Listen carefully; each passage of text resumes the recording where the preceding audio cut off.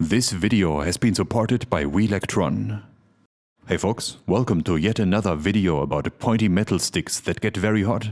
Everybody in the electronics industry has a passionate opinion about these. So back when I made an ambiguous comment about JBC being at least the second best soldering tool brand, I was instantly flooded with comments and messages asking for clarification. The thing is, up until today I did not once have the opportunity to use a complete, genuine JBC station myself. It was always one or another weird hack to use their cartridges in a way they aren't meant to be used. Today we finally get to experience a complete high-end hand soldering system in its entirety. Hope you enjoy as much as I do. This ginormous package comes from our friends at Rework, who have a wide range of JBC accessories, cartridges, and stations in stock. Ranging from a very basic aesthetic analog model all the way to the latest and greatest precision station with a digital quality control assistant built in. This latest CDE station can compare the heater power profiles of all soldering operations and alert the operator when it sees an irregularity that, for example, a cold solder joint would cause. It can even create detailed reports about each operation, which is useful for ultra-high reliability medical aerospace applications. If you or your business are interested in the diverse JBC ecosystem, check out the link in the description below. Our subject today is not the new CDE model. As much as the term traceable soldering appeals to the metrology nerd in me, I don't think that feature would be terribly useful here. This workbench is going to be dedicated to R&D, small-scale prototype production, and lots of maintenance and repair.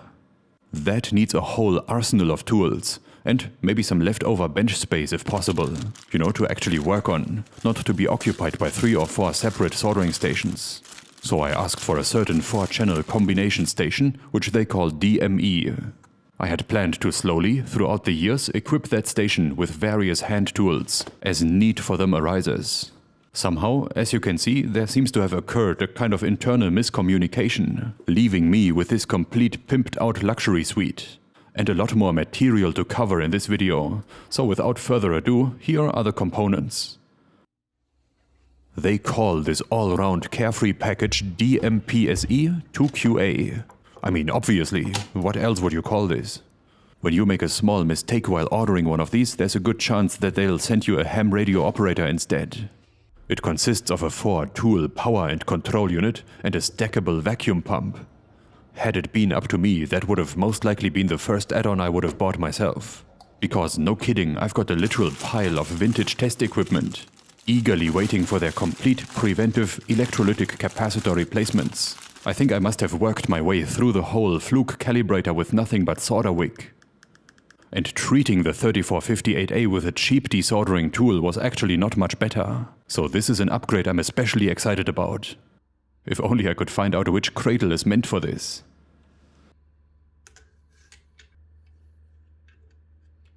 Aha, got him. We also have a pair of their micro tweezers, which would not have gotten an especially high priority on my own shopping list. In the past I always found acceptable workarounds for SMD components. But I'm keeping an open mind. Maybe this thing can convince me and become a favorite. Of course we need a workhorse too. This is probably the most common general-purpose medium-power T245 handpiece. I must have bought like 5 or 6 of these throughout my life for various shady DIY attempts. But not once have I seen one with a rubber seal to keep flux vapors out of the tip socket. Can anybody confirm if that's new? And last but not least, we got a T210 precision handpiece. Contrary to popular belief, it doesn't necessarily infuse voltage references with extra precision. Oh, trust me, I tried. It's just made for a smaller, shorter series of cartridges. Each of the aforementioned hand tools is meant to be connected to its respective stand, with a short detour over that flexible cable tensioning antenna. The stands in turn are what's connected to the grand central station with these amazingly flexible yet thick and powerful patch cables. It may look a bit chaotic during setup, but after having used this kit for 3 months, I'm happy to report that this is a very effective strategy at keeping the cabling chaos under control. No two ways about it, this bundle is brutally and unapologetically expensive. It costs almost 10 times as much as the pace station I'm coming from. I don't know yet if it is helping me get stuff done 10 times as fast.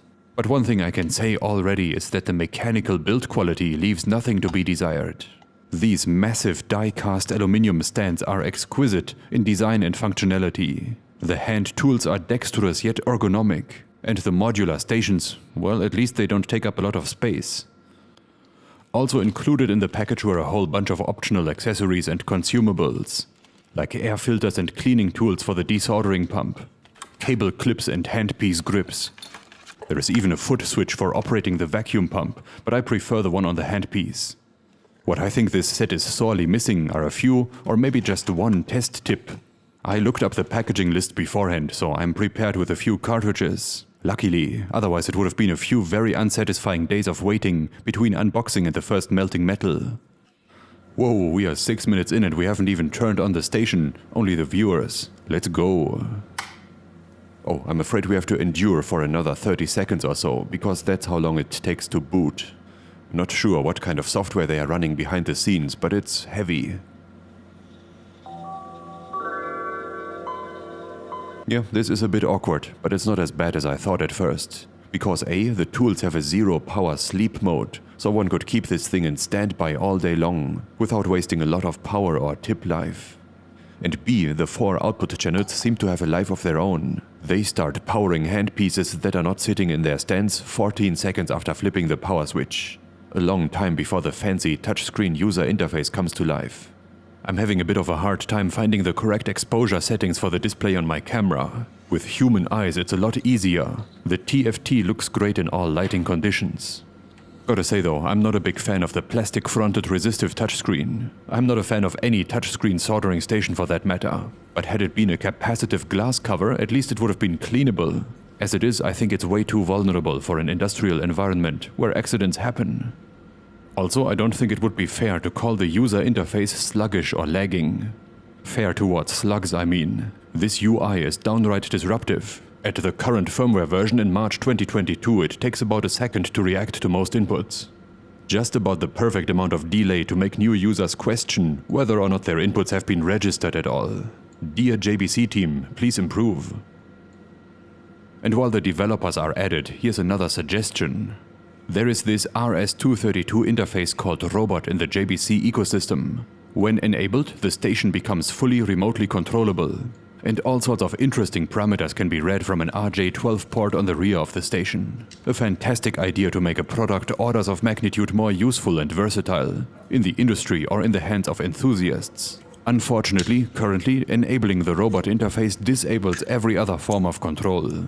The JBC support team says that this is done for my own safety, and that I should consider a JBC fume extraction system, which will do exactly what I had planned with the Robot interface out of the box. A good point, but consider the following. Why not let me decide what safety features I need and add a little checkbox to the Robot menu that toggles exclusive control? I bet this would make a few customers happy and tempt new ones. Hey, good news though. Those were actually all of my complaints at once. As you can see here, I've used the system quite a bit already, and so far found no other issues. There are a few useful apps and gimmicks in the menu, hand tool settings and temperature calibrations, a calculator and a unit converter for translating freedom units into something usable. We can also plot a similar heater power graph like the quality control CDE station I mentioned earlier. There is no automatic evaluation and comparison here, but this is cool, I think. Check this out though, we can play back AVI video files. Crazy that the processing power needed for this stunt is not also available for a snappy user interface. Here's my quick and dirty workaround for the fume extraction, which originally I had planned to control based on tool status parameters read from the RS-232 interface. The station seems to have weak pull-up resistors which drive each tool stand to a low voltage slightly above protective earth. Meanwhile, the hand pieces are hard grounded so they can pull low the stands whenever inserted. That is sensed by the station and used to determine which tools need to be powered when. And of course, that can also be sensed by some microcontroller analog input pins, which I use to turn on the elephant only when needed. That's it for foreplay. Now let's finally get down to business and melt some metal. This is a valuable Keithley board, protagonist in an upcoming repair video. As part of due process, it's getting new capacitors. Before JBC, I would have now started to look for ways to attack and dismantle the old ones, so that only 2 separate lead stumps remain which can be desoldered with 100% safety. The 2 low quality and the 1 high quality desoldering tools I had before this one trained me to be that cautious. They used to leave behind overheated delaminated holes left and right.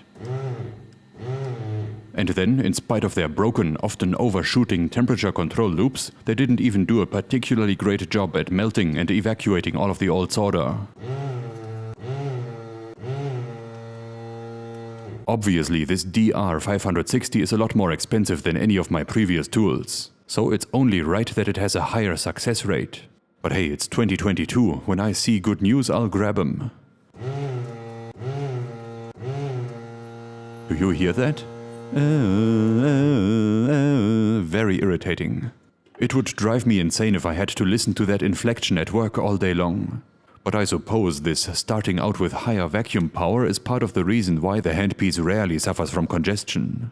Here's another firmware idea for the manufacturer. Give us control over the 2 levels of vacuum power, so that we can adjust the RPM to harmonic notes instead. Let us auto-tune our desoldering station.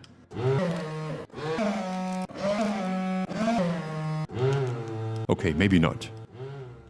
Maybe implant one of these into the pneumatic lines instead. That is the squeak from one of Dexter's favorite toys after he ruthlessly murdered it.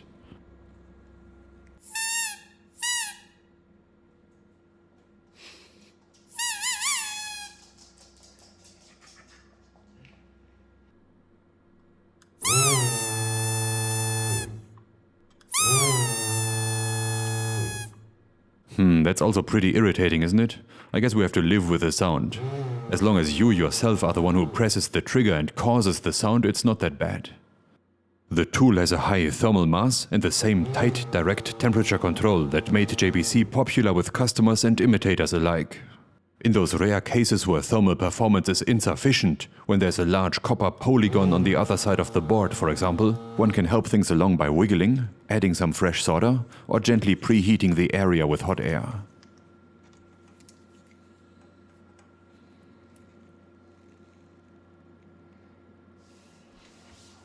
Maybe one shouldn't let a vaping employee operate this thing unsupervised. The all-modular construction will give them mischievous ideas. One of these handpieces alone costs 500 euros. It's not a lot of material for the money, but one can tell it's top quality, easily serviceable, replacement parts are available worldwide. And with no less than 3 or 4 separate air filters throughout the system, one can tell it's made to last.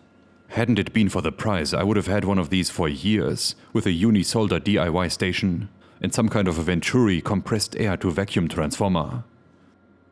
While sitting here in front of the best that JBC has to offer, I try not to forget where I'm coming from. So here's a special little morsel for the DIY crowd. The desoldering tool's heater cartridge is called DSV-DR, and it costs $124 US. It can be driven just like a C245 cartridge, by a homemade station for example. Add a nozzle, a 3D printed handpiece and a vacuum pump to it, and you too can experience the best desoldering tool in the world on a budget. It might not be as convenient as the whole thing right away, but I wish I had known about this possibility before I bought 3 dissatisfying desoldering tools.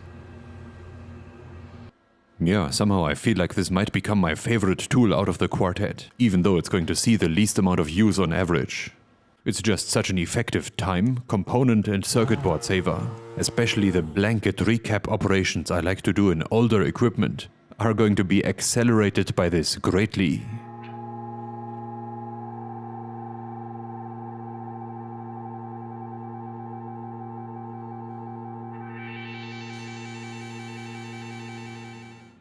The Tweezers and its colleagues also feel very sophisticated and mature.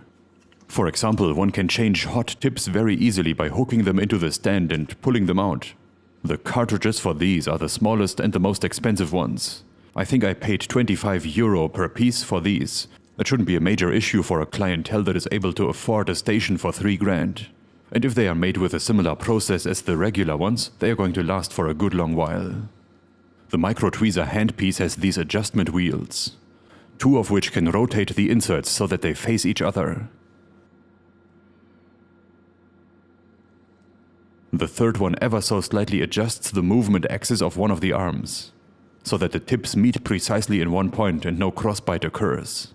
This third one feels a bit loose, as if it isn't going to remember my setting for a very long time. In fact, crossbite seems to depend primarily on the angle in which you hold the tool, so it's probably good that that isn't set in stone and the adjustment only gives a slight nudge in the right direction. Now I'm sure everybody is wondering how fast these small tips can reach their temperature set point. The answer is yes, about as long as it takes my hand to grab the tool. Both tip temperatures are actually measured and controlled fully separately, and the handpiece can be connected to any of the 4 output channels. If I'm not mistaken, that means that this compact station has 8 thermocouple amplifiers, 8 ADCs, and 8 power output stages. That's a lot of hardware. Of course, we'll take it apart in a moment and see how mistaken I am. These 2 small conical tips are identical, interchangeable. They have the same model number and 2 axes of symmetry. For liberating wider SMD packages, there are these blade models. Careful, these have only 1 axis of symmetry. You have to order 2 different ones, one for each arm of the tweezer. These are called C120, 007 and 008. They are awesome for everything from SOIC to SOT. They can handle passive SMD packages, tantalums. They are great at stripping magnet wire and plucking eyebrows. Even a chunky, high thermal mass inductor, not a problem. I had a purely positive experience with the JBC micro tweezers, and I love having them available on my bench. But I'm still not quite sure if I would make this purchase again with my own money. Hot air or a big blob of solder touching multiple pads has always worked out well enough for me. But if it's a business decision for you, making your high-skilled workforce a few % more productive with a one-time investment like this, it's practically a no-brainer.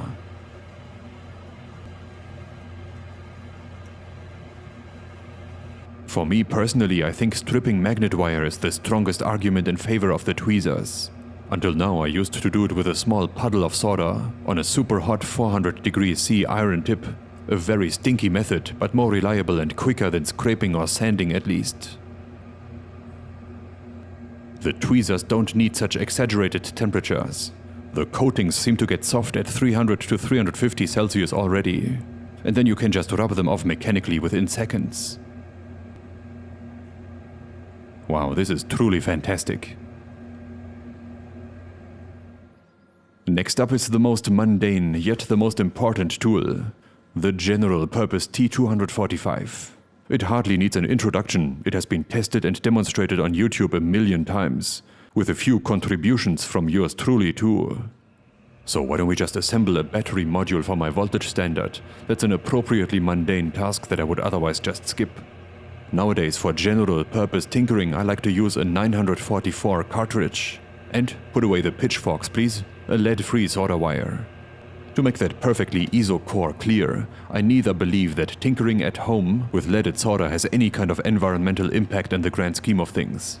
Nor do I believe that humans can absorb a meaningful amount of metallic lead by occasionally handling a thin wire with the tips of their fingers. It's lead salts that are a bit more spicy. I just don't like to rely on deprecated stuff like leaded alloys, while this high-tech material made from 99.25% tin is eutectic, behaves almost as nicely, and has a very pleasant and easy-to-clean flux core. Only when ppms are at stake is there no way around good old 6040. A modern high-end soldering station doesn't struggle with lead-free solder anyway. Here's another based opinion. When necessary, I'd rather wipe my tip with a piece of tissue paper than brass wool or a sponge. This preference applies to soldering irons too. There is a chance of getting a tip too clean this way, so I would recommend wiping only just before soldering. For the longest tip life, only put away an iron with a tinned tip.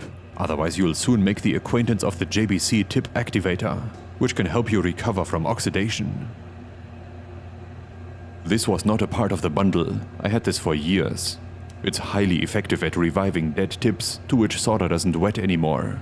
Rumor has it that it works even for non-JBC hardware. The tip cleaner is probably based on a more aggressive flux, so indulge responsibly. The included anti-spatter brass wool and sponge stand is very nice, there's no denying that.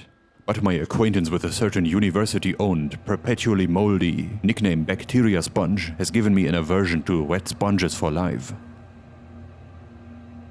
I was a bit surprised by what the brass wool does. I always thought the solder would wet to it greedily, and eventually you would end up with a thing saturated. However, in reality almost none sticks around. It seems to mostly bead up, cool down, and arrive at the bottom of the tray as a fine powder. Pretty neat. So this must be where solder paste comes from, right? My favorite JBC sales pitch is their claim that with their irons you can use lower temperatures. I like that because high soldering temperatures cause semi-permanent changes in silicon and resistive metal alloys. I think what they mean is that they have low thermal resistances between the heater, the temperature sensor and the solder joint. So the station can react quickly and decisively to a demanding situation, with a 160 watt peak handpiece power. It's true, 280 Celsius are sufficient for most situations and most solder alloys. But to be fair, this has been true for most systems where heater and sensor are integrated into a tip cartridge. There are subtle internal construction differences for JBC though. Coaxial tubes as conductors in the shaft, and the largest copper tip as far as I can tell. This BQ77915 is an almost all-in-one battery management system, and I hope it'll keep a 4S18650 pack safe and balanced. More about that soon, unless it has blown up by then. Here's an interesting tip geometry which I wanted to try. JBC calls it C245-754. Internally, I think I'm going to refer to it as the camel toe. It's a reservoir tip for drag soldering of through-hole components, especially for pin headers and components in dip packages. It's shaped like a hoof, and it allows you to do this, saving you time and making your solder joints look wonderfully uniform without effort.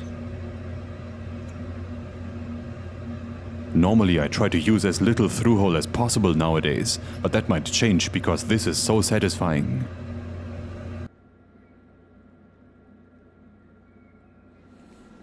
We all know about the copper penny tinning thing, right? Today, let's try something new for a change to flex those 160 watt. I'm calling this the Excalibur challenge.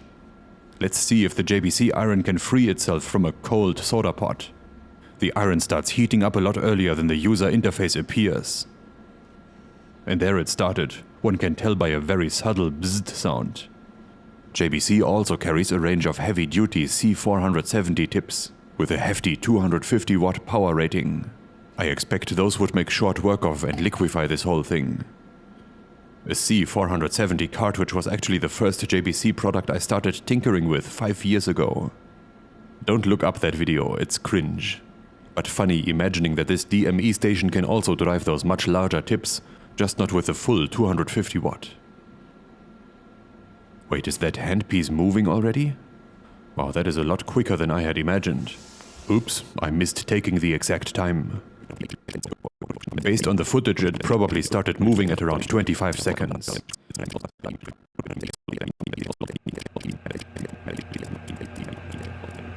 Yeah, overall, as expected, a very powerful, pleasant and precise tool, with a superbly tight temperature control and probably the overall largest variety of tip shapes available on the market.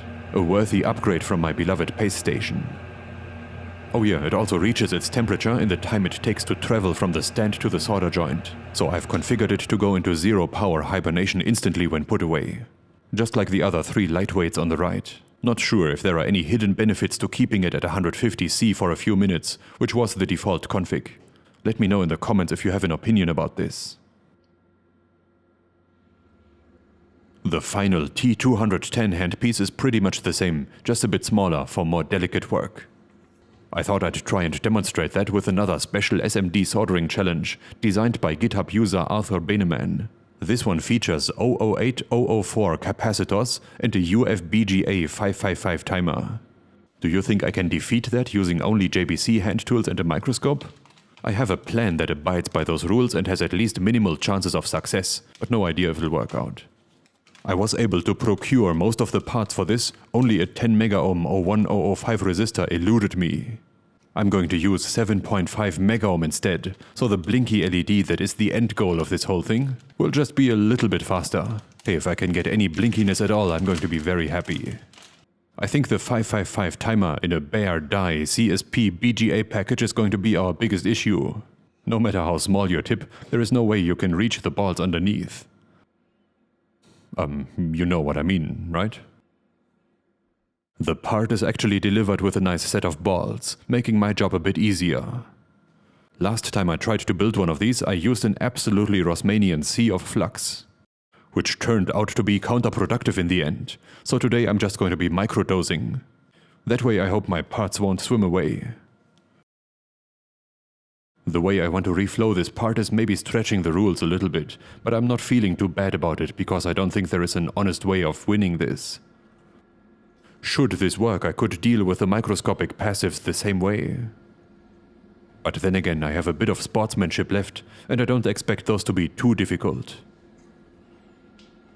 Check this out. Under the microscope we can see the soldering iron grow as it heats up. Not only that, but we can also witness our BGA part slide into position and remain there. Nice. That was actually the only tricky part. Dealing with molecular level 008-004 capacitors is surprisingly easy if you've got steady hands, a good pair of tweezers, and a JBC C210-20 cartridge. Look how wickedly pointy that is. You could probably solder bond wires with that, if the bonding pads on chips wouldn't dissolve immediately in liquid solder, which they tend to do, unfortunately. I've tinned one pad of every footprint, added a modest amount of flux gel, and then I can maneuver the parts into position easily.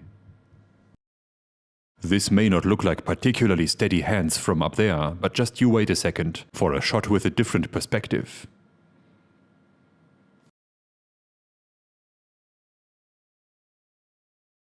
The LED was slightly tricky again because it doesn't have wettable flanks, but there is only one and eventually I got it down.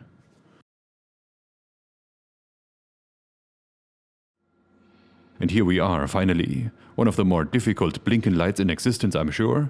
But thanks to JBC's pointiest tip, doable. I'm ready for the next level. Let me know when single atom transistor soldering challenges come out.